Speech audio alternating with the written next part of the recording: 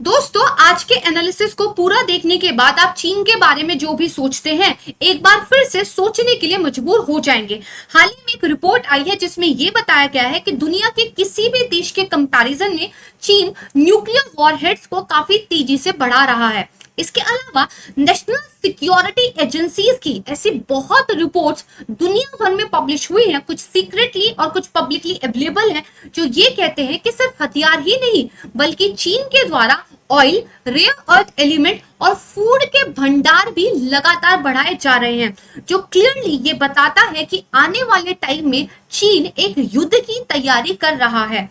Russia और Ukraine के युद्ध से चीन ने यह सीखा है कि यदि आप किसी भी स्ट्रेटेजिक वस्तु के लिए दूसरे कंट्री पर निर्भर रहते हो तो वॉर के टाइम पर यह आपकी कमजोर कड़ी साबित हो सकता है, और इसीलिए चीन अपनी कंट्री के अंदर ऑयल से लेकर रेयर अर्थ एलिमेंट तक और हथियारों से लेकर फूड तक के भंडार जमा कर रहा है। तो आइए आज के एनालिसिस को कंप्लीटली देखते हैं। उसके बाद मुझे कमेंट सेक्शन में बताइएगा, क्या आपको ऐसा लगता है कि चीन के द्वारा भविष्य में एक इंटेंस युद्ध की तैयारी की जा रही है। दोस्तों, आज जो आप ये एनालिसिस देखने वाले हैं इसमें मैंने जो ज्यादातर फैक्ट्स लिए हैं वो दरअसल US China economic and security review commission की रिपोर्ट से लिए हैं। अगर हम बात करें तो चीन के पास इस दशक के अंत तक दरअसल रूस या अमेरिका की जितनी जो इंटरकॉन्टिनेंटल बैलिस्टिक मिसाइल है वो यहाँ पर हो जाएंगी।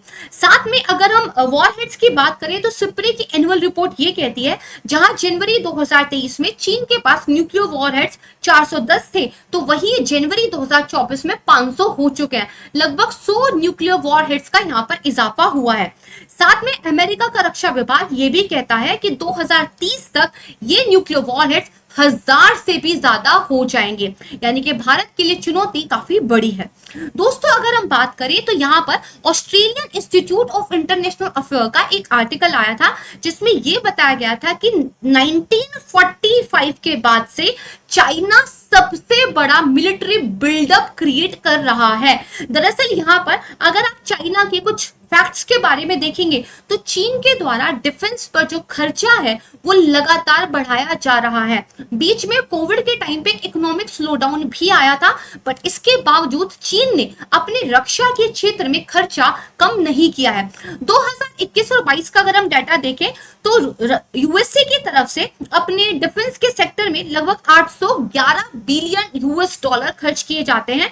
वहीं चीन के द्वारा ये आंकड़ा था 230 बिलियन यूएस डॉलर का, और इसके कंपैरिजन में अगर हम भारत का खर्च देखें तो ये काफी ज्यादा कम है, ये लगभग 81 बिलियन यूएस डॉलर है। अगर आप दरअसल 2013 के बाद से चीन के द्वारा रक्षा पर किए जा रहे खर्चे का एक ग्राफ देखोगे तो आपको लगातार इसमें एक इंक्रीमेंट दिखाई देगा, क्योंकि यहाँ पर अमेरिका के साथ अगर एक युद्ध होता है तो यहाँ पर तकनीकी रूप से चीन को काफी ज्यादा कैपेबल बनना होगा। इसीलिए वो अपनी सेना के मॉडर्नाइजेशन पर, आधुनिकीकरण पर काफी तेजी से काम कर रहे हैं। आर्टिफिशियल इंटेलिजेंस हो या फिर एंटी बैलिस्टिक मिसाइल जैसे टेक्नोलॉजी हो या फिर क्वांटम कम्युनिकेशन जैसा सिक्योर नेटवर्क हो, चीन के द्वारा इन सब पर ही काफी तेजी से काम किया जा रहा है।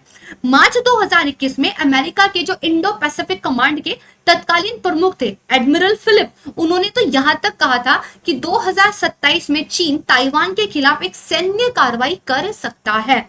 इसके अलावा दोस्तों, अगर हम चाइना के मिलिट्री बिल्डअप की बात करें तो यूएस का डिपार्टमेंट ऑफ डिफेंस ये कुछ डाटा देता है, जैसे चीन के पास जो इंटरकॉन्टिनेंटल बैलिस्टिक मिसाइल है वो लगभग 350 है, जो आपकी सबमरीन लॉन्च बैलिस्टिक मिसाइल है ये लगभग 72 है, न्यूक्लियर वॉरहेड्स लगभग 500 हो चुके हैं।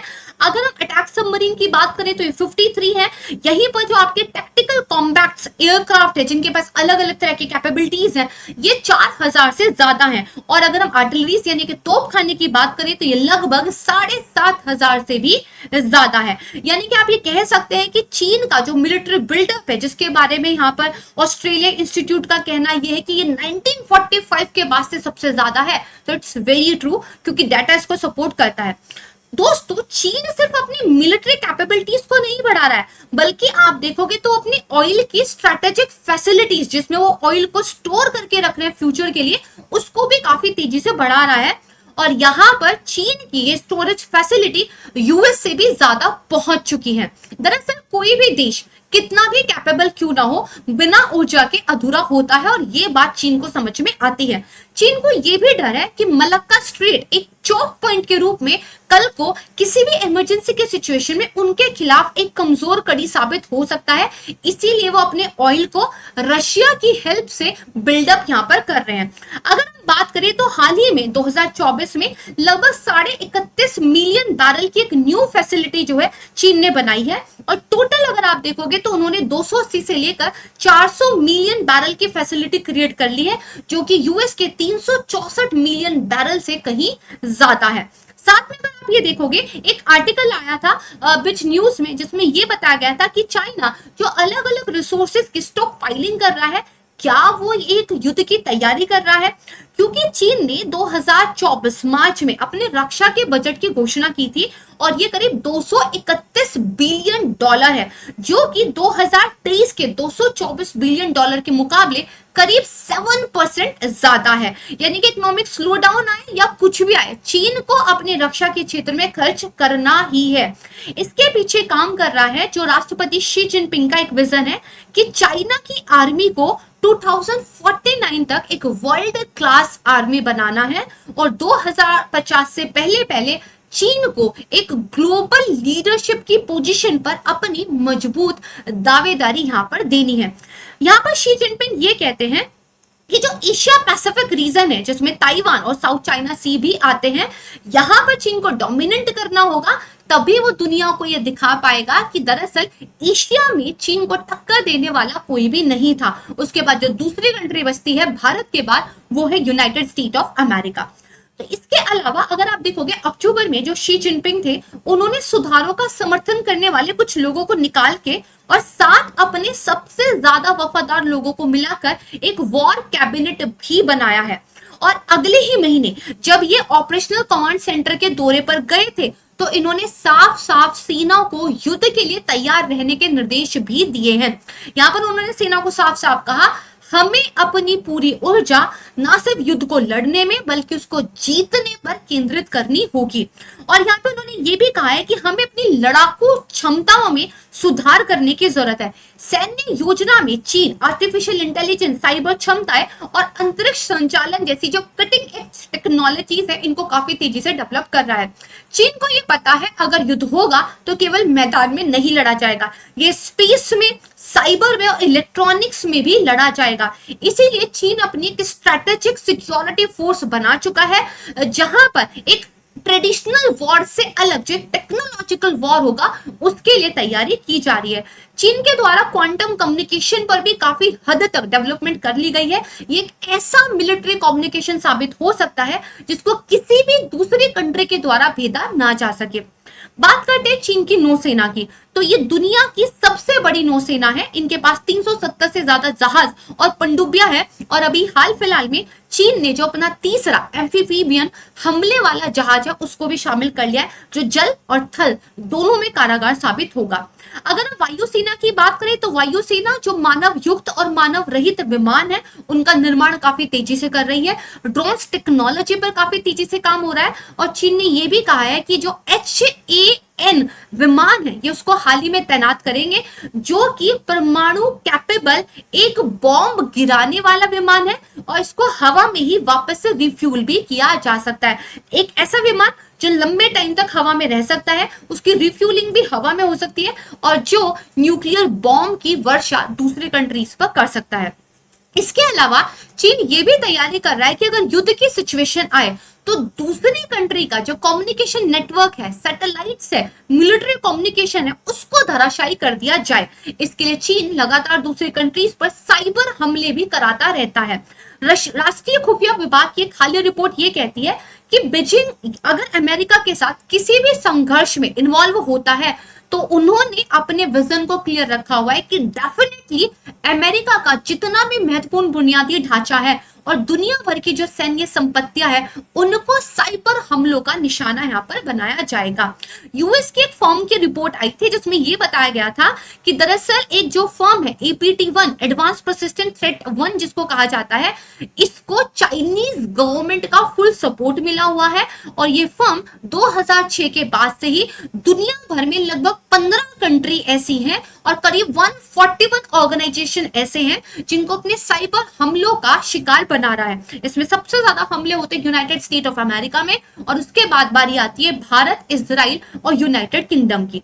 दोस्तों यहाँ पे जो CIA के निदेशक है विलियम बर्न्स, उनका ये अनुमान है कि अगर 2027 में ताइवान पर चीन ने युद्ध को स्टार्ट किया तो यूएस और भारत उनके वहां पर एक दरअसल दुश्मन, या फिर आप कह सकते हैं कि उनकी शक्ति को काउंटर करने वाली शक्ति साबित हो सकते हैं, क्योंकि रशिया के साथ चीन के संबंध काफी इंप्रूव हो चुके हैं। खासकर रशिया यूक्रेन के बाद से चीन और जो रशिया है वो काफी क्लोज आ चुके हैं, तो सिर्फ यूएस और भारत ही उनको चुनौती देने के लिए बचते हैं।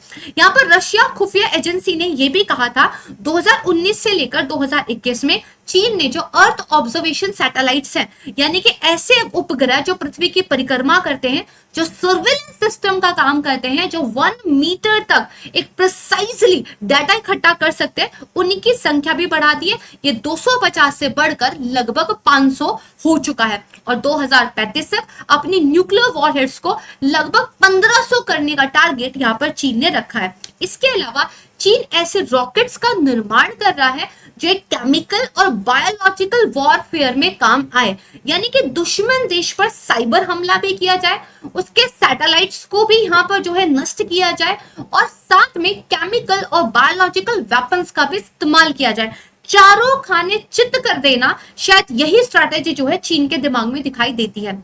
चीन ये भी जानता है ऊर्जा के जितने ही इंपॉर्टेंट है हमारी कुछ रेयर अर्थ एलिमेंट्स, क्योंकि अगर हम बात करें गैलियम, ये एक ऐसा एलिमेंट है जिसका हाई पावर्ड माइक्रोचिप्स में इस्तेमाल होता है और ये हाई पावर्ड माइक्रोचिप्स आपके मिलिट्री वेपन्स को बनाने में काम आते हैं।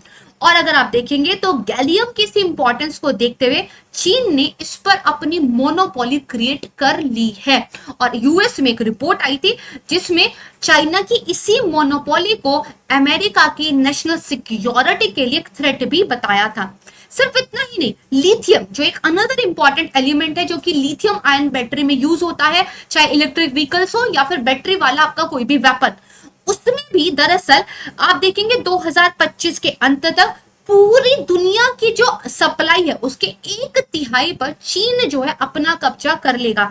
चीन की कंपनीज ना सिर्फ लिथियम खरीद रही हैं, बल्कि लिथियम को प्रोसेस करने वाली जो फैसिलिटीज है और जहां पर लिथियम का प्रोडक्शन हो रहा है, वो जो माइनिंग है, उनको भी एक्वायर कर रही हैं।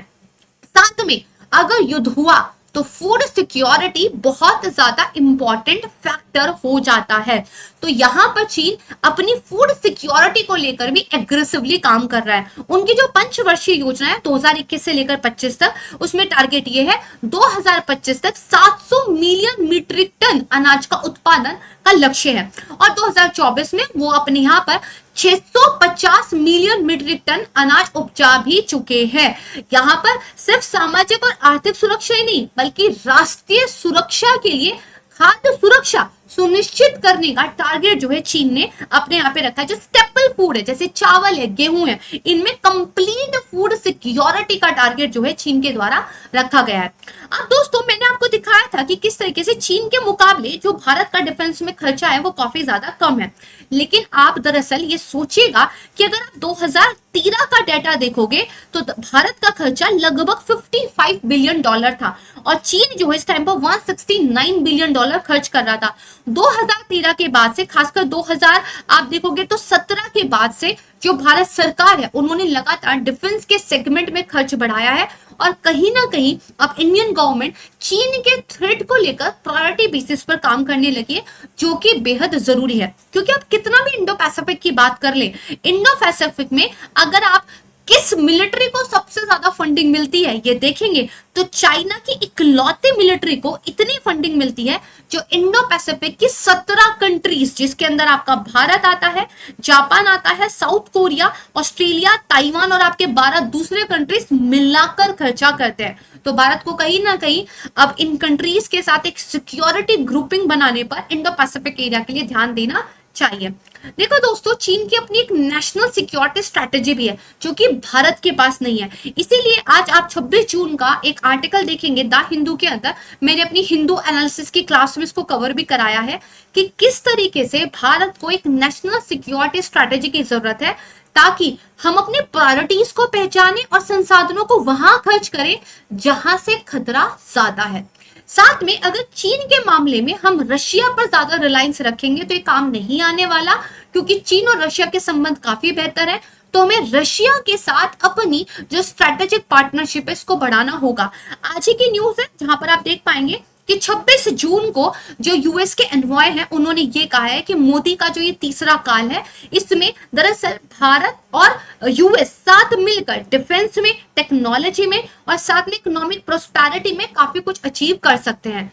तो दोस्तों चीन की तैयारी पूरी है। आप मुझे ये बताइएगा क्या ये आने वाले युद्ध की तैयारी है और आपको क्या लगता है कि भारत को क्या करने की जरूरत है। So this is all about from my side. आप इस पीडीएफ को मेरे टेलीग्राम चैनल पर डाउनलोड कर सकते हैं। अपना ध्यान रखिएगा, मुझे फीडबैक जरूर दीजिएगा। थैंक यू सो मच और गर्व से कहिए मेरे साथ जय हिंद।